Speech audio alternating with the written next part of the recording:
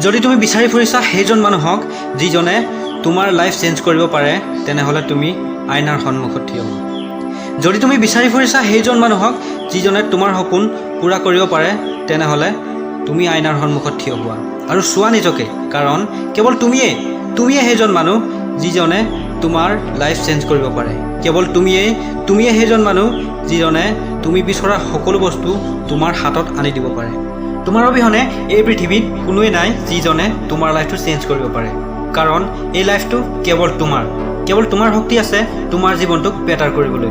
কেৱল তোমাৰ অধিকাৰ আছে তোমাৰ জীৱনটোত, আৰু এই অধিকাৰ জয় কৰাৰ সুবিধা তুমি কাকো নিদিবা। তোমাৰ জীৱনটোক আনৰ মতে পৰিচালনা কৰিবলৈ কাকো সুবিধা নিদিবা, কাৰণ তুমি ভাল হোৱাটো আনে কেতিয়াও নিবিচাৰে।